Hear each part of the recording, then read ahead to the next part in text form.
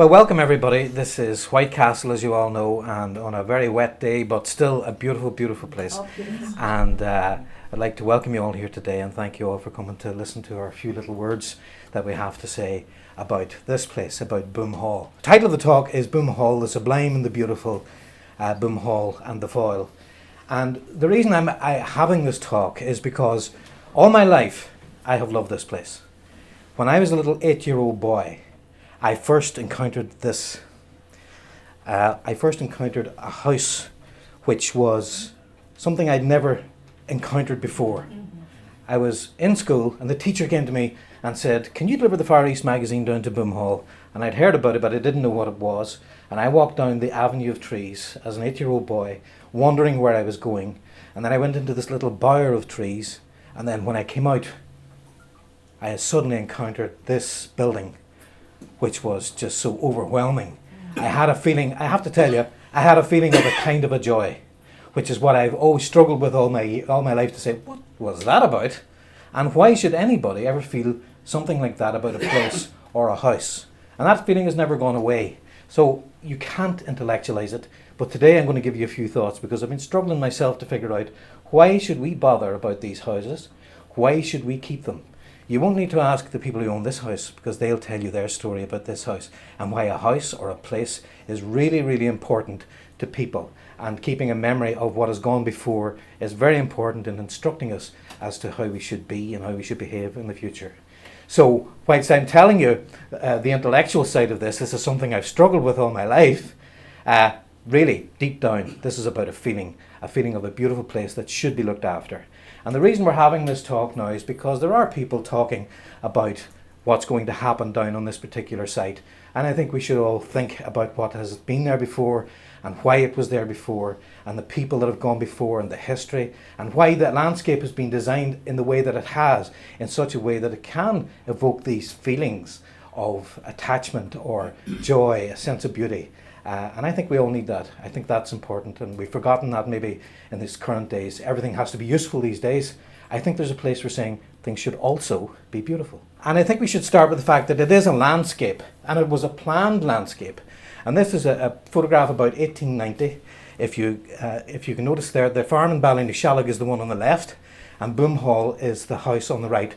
This was taken from St. Columb's Park, looking over across the river. And you can see there's another view there which is coming up closer to what is probably nearly Caw now. Looking again, you can see Boomhall there nestled among the trees. That landscaping is very deliberate and well thought through, and there's a closer example of it. You can see the Mountjoy Lighthouse. And if you look at the map, the 1831 map, you'll notice that just in front, just where the house of Boomhall is there, down to the sort of the middle right hand side of the corner of the map, there are two lines of trees going up from the river on both sides. And that was a very deliberate planting of trees to make the house the focal point of the landscape. It was not accidental. It was done very deliberately and thought through very, very well. On the other side of the river, there's a whole canopy of trees on Grantia, which were planted by George Fitzgerald Hill. They again were planted deliberately, and he was required to do it to get certain permissions to do things, because that landscape was thought through. And again, that's what that looks like. That's 1890s again, and that's the William Lawrence collection. You can see the house of Boomhall, very much the centrepiece of the landscape. So when we're thinking about what's going to happen with this house, we should remember it's not a house, it's a landscape in which it's been set. And we should understand that. And as you go down the river, you can see that the house can be seen from everywhere. That's the railway line going along to Boomhall. And the great thing about Boomhall, as I'll say later, is that it can be seen from pretty much everywhere now. Particularly because you've got the Foyle Bridge. You can see it from the hospice, you can see it from the railway line on the way into the city, you can see it going across the Foyle Bridge, you can see it from the road to Mulville. It's one of the most conspicuous landscapes in the city now, which is why extra care and attention should be taken to make sure that what is good there is kept. And there's a closer up view, and that's the view of the city from with Boomhall up there to the right. Again, that's Boomhall in the 1890s, and you'll see the flagpole in the front, and that's because the cooks lived in the house, and when the boats came up the river, they used to put their flag up when the boat was in port. The same thing, you'll see the flagpole in the Gillilands is still down there for Commander Gilliland. He still has his flagpole, but he's gone. And that's Boomhall about 1909, and that was when the Cooks lived in the house. That's Boomhall during the Second World War, and those two wrens are waving at Canadian sailors on a corvette as they pass. The wrens took the house over in the 1945, up to about 1945, and their job was to go into the boats in the port when they came in and make sure that all the lights were right and everything that needed to be done in the port was done. People used to say that the wrens used to service the boats, but they thought maybe that's not the right way of saying it. So maybe we'll talk about the lighting and the electricity instead. But they were based in Boomhall, and you can see the mizzen huts there in front of the house. And that was one of the mizzen huts in Boomhall. That's the interior of what it looked like at that time. And there's the wrens. You can see them in front of the house, standing to attention in front of the commanding officer before they get on the bus to go down to the port. And from the Irish Architectural Archive, we can see that this house was, in its time, a very, very fine house. This bay window, polygonal bay window, was not something that was very common at the time the house was built.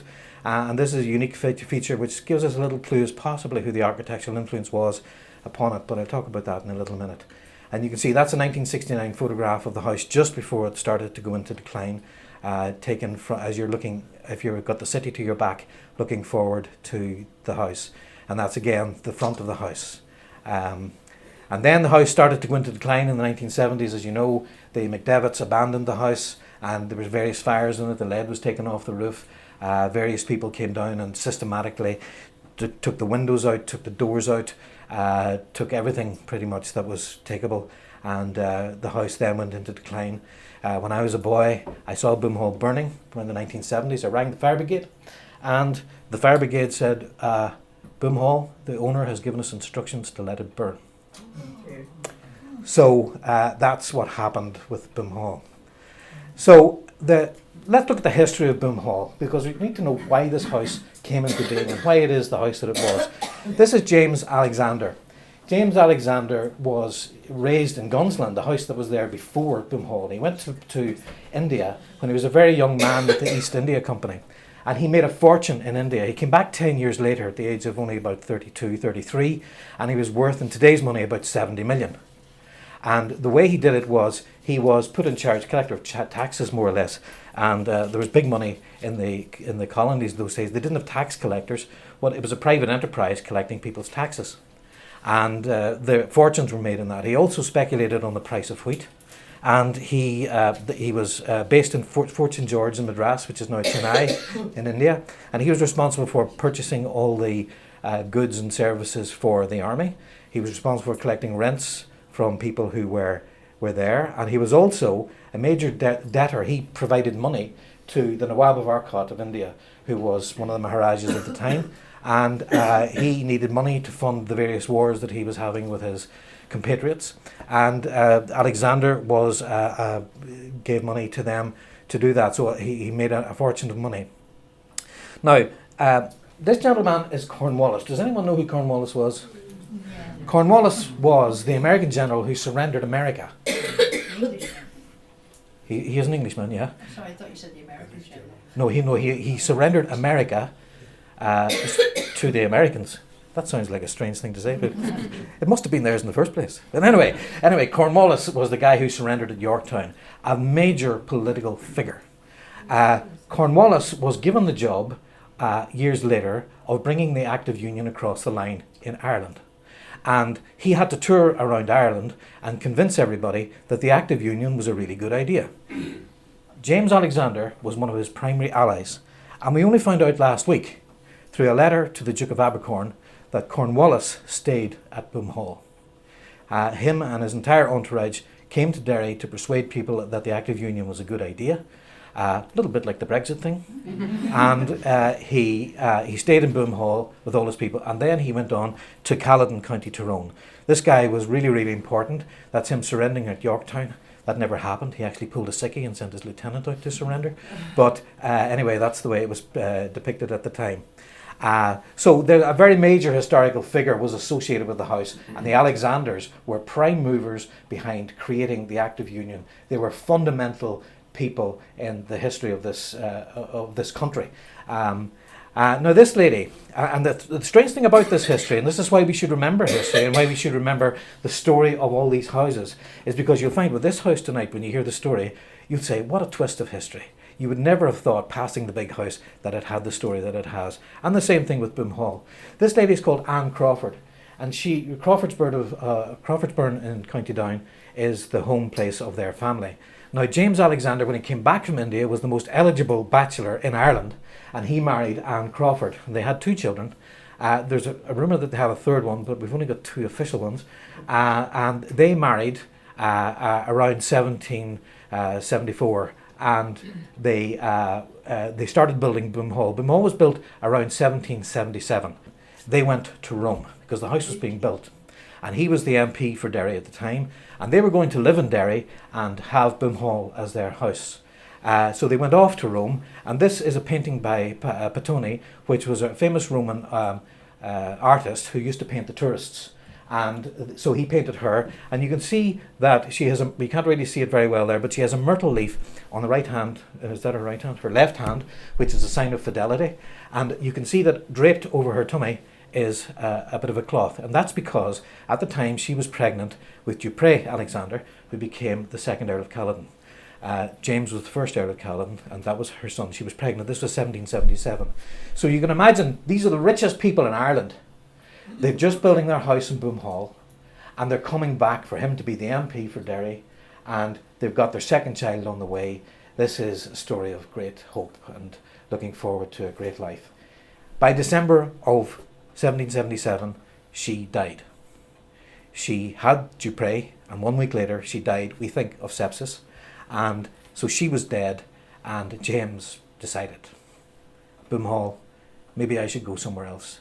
I have a totally different view of what I'm going to do with my life now. So he went to Caledon. They had been discussing Caledon prior to that, but at that time he said, right, that's it, I'm going to move. And he took his family down to Caledon. He never married again, and for the rest of his life he was an MP in Grattan's Parliament and did all the political stuff that politicals do. And his son Dupré eventually took over the lordship of Caledon. But that was the story of this great story of hope. Was lost in 1777, and they were advertising Boomhall for other people to live in it, but then it was decided that Robert, who was James's brother, should lease Boomhall from James. And we have a document which gives all the terms of that, and for a very small amount of money Robert lived there. Now Robert was an interesting fellow too, because from Robert came Cecil Alexander's husband, 3 generations down. So it's an interesting family in lots of respects, but we're not here to talk about Robert. The one thing you need to know about Robert is that if you go to Inch Island, there's the remains of a herring fishery. And Robert had a big fishery shipping herring out from the Swilly to the West Indies, Antigua. And what they were doing was they would take 50% of the herring that was fished in the Swilly, which was about, in today's money, about £10 million a year.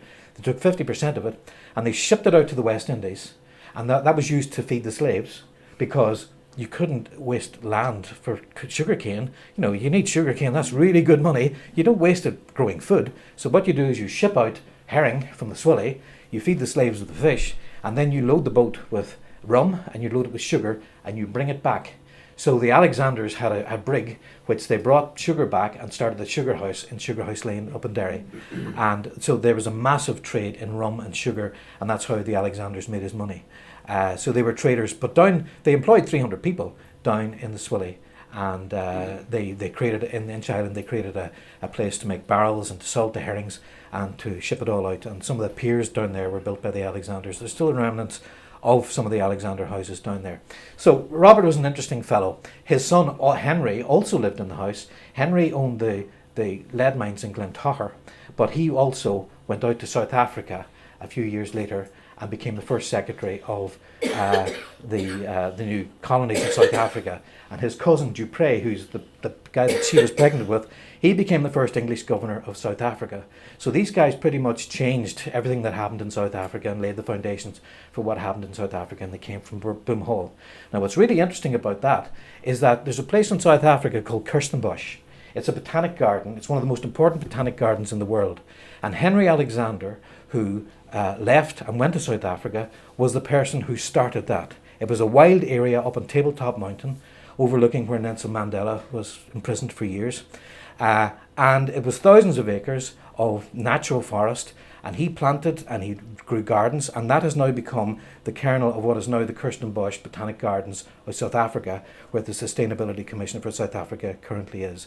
So if you go to South Africa and you're in the tea house of the Kirstenbosch Botanic Gardens, you're on the site of where Henry Alexander built his house, Henry Alexander of Boomhall. There is a connection with the United Irishmen and the rebellion of 1798.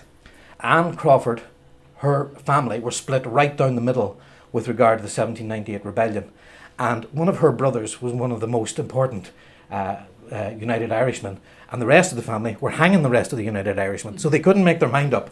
But she'd been dead by the time the rebellion was on the go. But her husband, James, who built Boomhall, went to the Dungannon Convention in 1792. He was one of the founders of the Irish Volunteers. The Irish Volunteers was an army set up to look after Ireland when all the redcoats had been sent to quell the rebellion in America. There was 4,000 redcoats sent from Ireland. So this private army was set up with landlords, and they went round and they kind of enjoyed it, because they discovered, we've got these guns, we've got all this army, and we can tell the government what to do. So what they started, because this was a private army, not under the control of Parliament, funded by landlords, and they went and made demands of the government for free trade. Have you heard this before? Free trade and independence for Ireland, an independent Parliament for Ireland, more powers for Grattan's Parliament. And James Alexander, who built Boomhall, was one of the volunteers. He organised the Auchnacloy Volunteers, and he was one of the primary movers behind it. He was at this convention in 1782 in Dungannon, where Wolfe Tone was, and they set down their demands for government. They then decided that they were going to go to Dublin and just put a wee bit of more pressure on. So what they did was they drove in front of Trinity there with a few cannons, and they had a cannon with a sign on it saying free trade or this, which was the message to the government that this was an army that was about to go pear-shaped. And from the volunteers, they split in the 1798 rebellion. Some of them became United Irishmen, and some of them became the people who were suppressing them. And what the United Connection here is that Martha McTeer, who was the sister of William Drennan, there's a letter from her saying that she was in Newtonards with James Alexander, our James Alexander, and Robert Alexander at a party after the Act of Union, where they were celebrating the fact that they had got paid 15,000 for this borough to buy them off, more or less, to have the Act of Union. And she was congratulating James, but she was the sister of William Drennan, who was the primary United Irishman. He was the person who conceived the whole thing, pretty much intellectually. So these people were elites that mixed with each other and argued with each other, and you wouldn't know which one was on which side eventually. So history's not a straight line. That's Dupré Alexander, and he was the second son. And in 1845, the Alexanders decided during the famine that they would sell Boomhall for famine relief. Now that's something nobody would ever have thought. That's something unique about Boomhall, where people always say, well, the landlords, they had the foot down on everyone and they were crushing everybody. The Alexanders had a very different approach to things. I'm not saying they're saints. Not everything they did was good, I can tell you that. But the point is that Boomhall was sold to give money to people to emigrate to America. They bought land down in Moville and built houses for people. They built a hospital in Caledon, and they gave out some of the money for famine relief. So that's an unusual thing that we should understand about Boomhall. Then, at that time, the house was then bought by a shipping trader, and he started letting the house out to the great and the good. This is the Reverend Thomas Bunbury Goff in 1730 or 1830. He was the Dean of Derry, and he was staying in Boomhall because up in Bishop Street, the Bishop's Palace was being changed at that time. And now he was the brother of this fella here, who was the guy who conducted the Opium Wars in China. And this fella, you can see how he likes subservience from the portrait.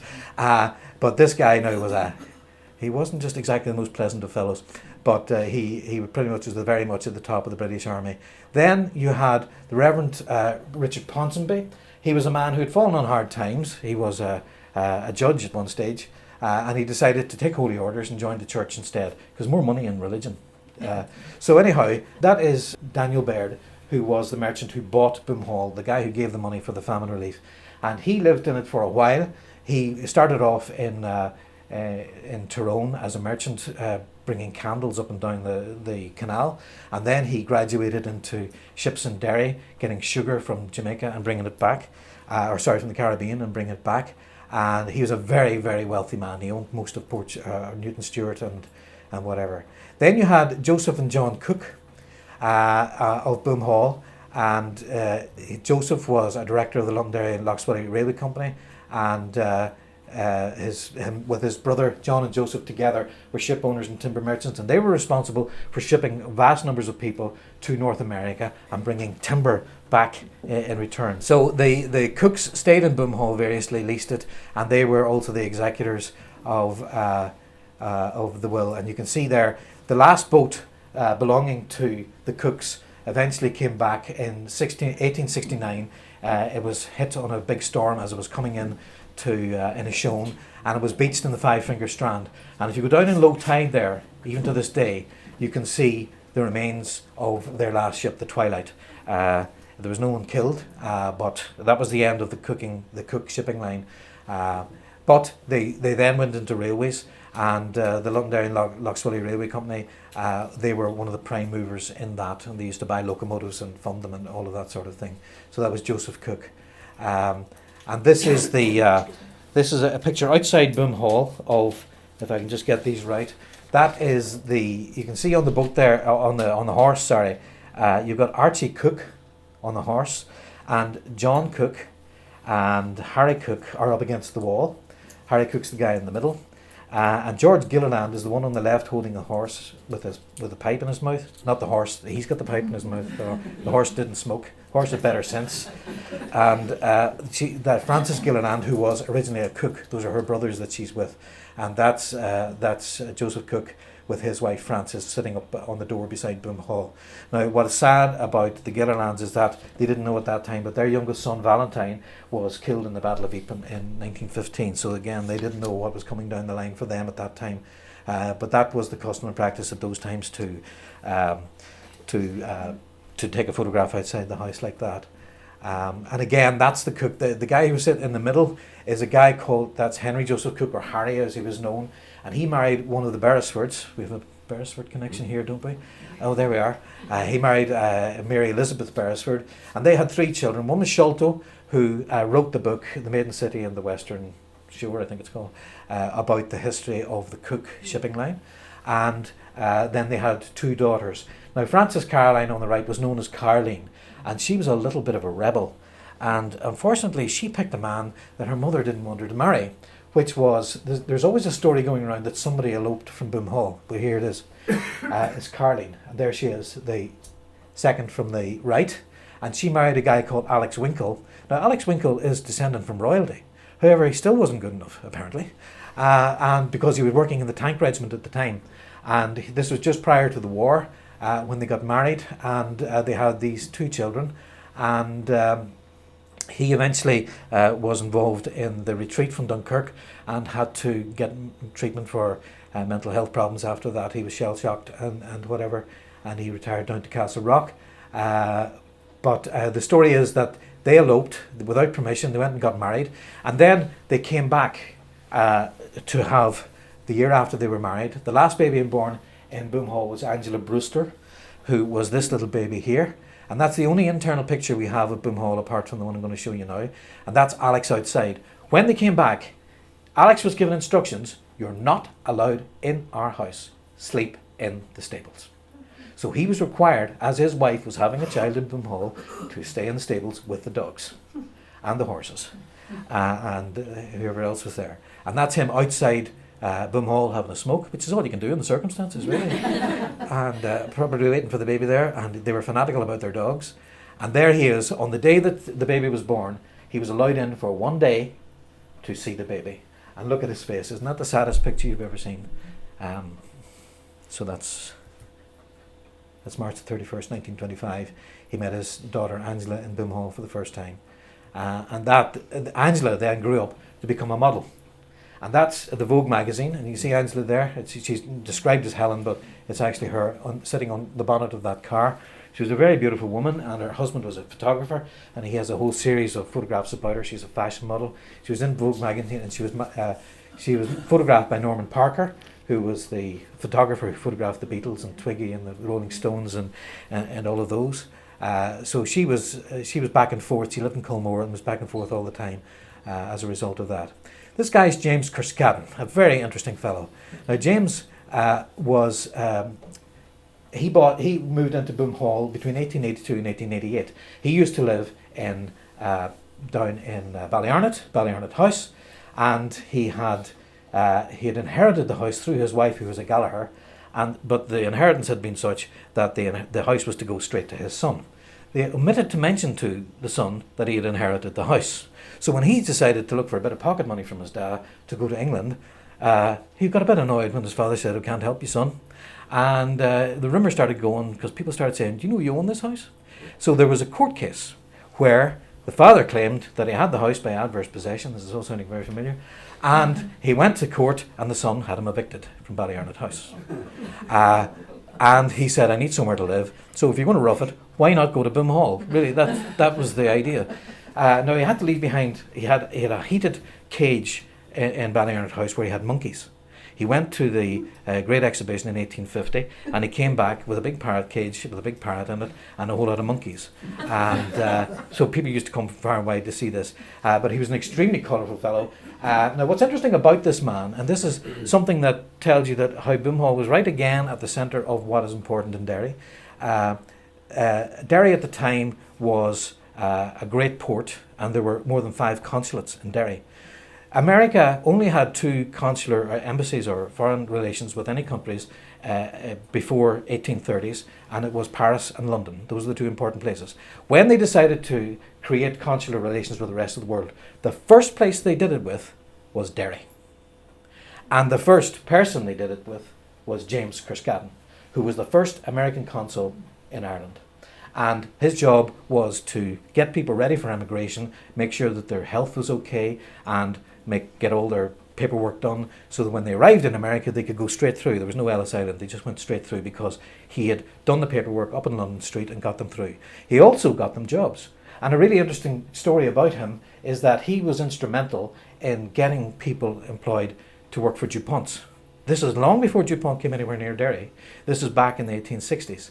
And he used to recruit people to work in the railways. And DuPont had a munitions factory in Delaware, and they used to make gunpowder and whatever to blast their ways through the railways. And he used to recruit people from Donegal, Tyrone and Derry to go out and work. So it wasn't just a question of putting people on a boat and sending them out. You got them a job. And when the correspondence with him and the American Secretary of State, which is in Washington, talks about how the Secretary of State was saying, "Now don't you be sending any riffraff here.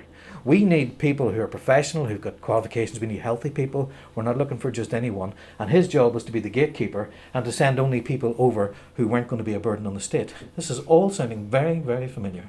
But his job was to vet them. And here we see him again.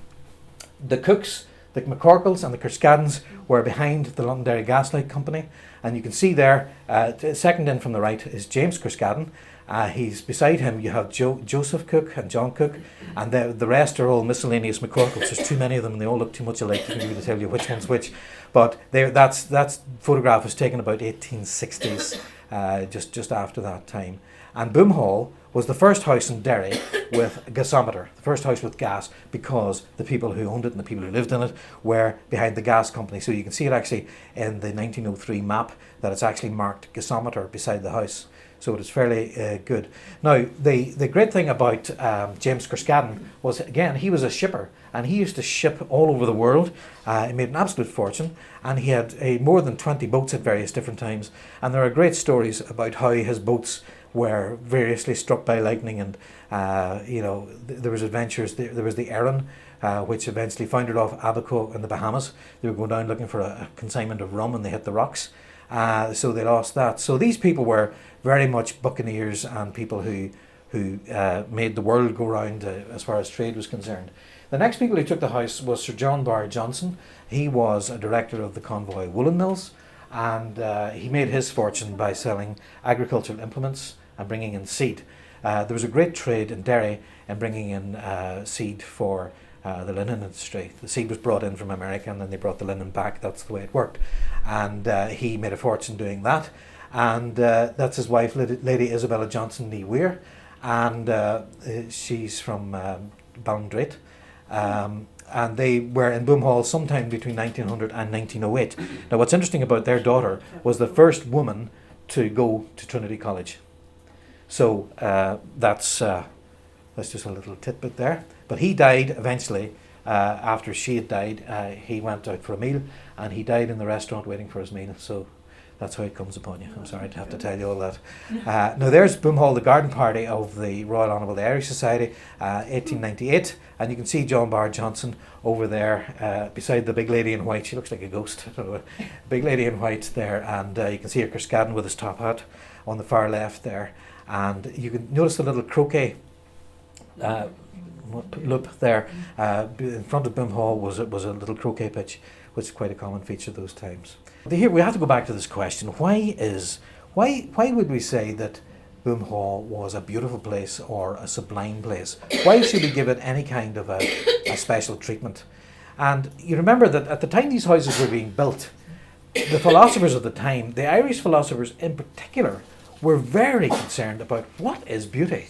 Where does it come from? And they're internationally renowned for it. And this is an essay on the sublime and the beautiful was written by Edmund Burke in 1757, where he asked himself the question, what makes a thing beautiful? Why do we look at something and say it's beautiful? And why do we look at some things and say that they're sublime? And he talked about the difference between something being beautiful and something being sublime. A beautiful thing is just something you look at it and you go, well, that's very nice. I really like that. I love that. Oh, I must have that. But a sublime thing is something which overwhelms you, something which puts you in fear. If you look out this window, you will see Benevena Mountain. You will see the expanse of Lough Foyle.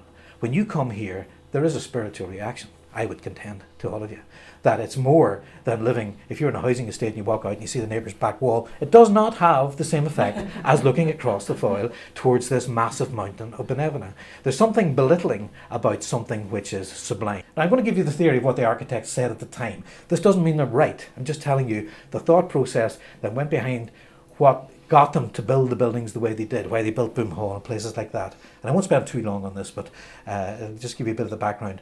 The most important architect, we are told, was Vitruvius, who was, over 2,000 years ago, he instructed Caesar Augustus how to build Rome, the principles as to what would make good architecture. And he had three basic principles. He said architecture must be these three things. It must be beautiful, it must be durable, and it must be useful. And then, if you take it on for another couple of hundred years, then he was responsible for the Pantheon in Rome. The Pantheon in Rome was built over 2,000 years ago. He didn't build it himself, but it was built according to the principles that he had. 2,000 years ago, that's concrete. That is a one-span roof. 2,000 years ago. And that was built because the architects knew what they were doing. They understood about durability, and they understood the technique and the art of making that happen. What he did was, you're all familiar with the Leonardo da Vinci drawing of man as the measure of all things. Well, that was in response directly to what Vitruvius was saying. Because he said, if you can see that the man there is enclosed in a circle, and from the circle you can derive a square from where his body touches the circle. So the theory was that when a thing is beautiful, it actually is from a square. If you start with a square and a circle, you are imitating the dimensions of the human body. So that when we look at a building and say, that is right, that feels right, what you're saying is, that relates to my body. Have you ever gone up a stairway in Dublin, a Georgian stairway? You float up the stairway. You don't feel your shins sore afterwards because it was designed to fit the human body. You almost feel like you're being transcended up the stairs. And that's why architecturally, Boomhall has got something to say even to architects of today. And he said that beauty was a beautiful effect, an emotional effect was created in buildings by creating harmony, calmness and dignity in those buildings. And he did it in particular ways. So the great 6 principles of architecture is they must be beautiful, durable, useful, create harmony, calmness and dignity. And the dimensions of Boomhall, if we just take a look at it, are all derived from a root 2 rectangle. Taking it back again, you start with a square on the far right hand side, and then you derive a rectangle by bringing the diagonal of the square down to meet the circle. And so what you end up with is a ratio of 1 to 1.4 in every single room in Boomhall. You either have a square, or you have a rectangle to the ratio of 1 side to 1 to 1.4. That is every single room in Boomhall, apart from where the stairs interfere. The front facade of Boomhall is two rectangles to the ratio of 1 to 1.4. And by the way, that front door was originally a pedimented doorway. It wasn't that very clumsy looking porch.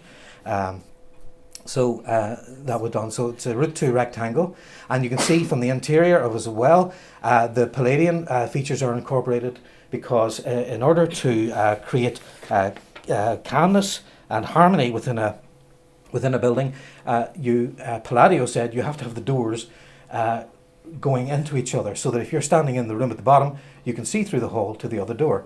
You can see it there in the Villa Rotonda, which he had in northern Italy, and in the other doors you can see the room see into the other. And the idea of that was that a building was seen to be in harmony with itself, that everything flowed, there was no impediments, and you felt very, very free and easy when you were going through the building. So that's a Palladian principle which is in the building of Boomhall. So the beautiful architecture is the dimensions of the human body, and it's made bigger, made transcendent in scale. You go down and you look at a place like Boomhall, and this is most of what I experienced when I was a little boy. You go down and you see this building and you go, that just looks right. And why is it? Because it's a human dimension. It is your own dimensions writ large. So there we are.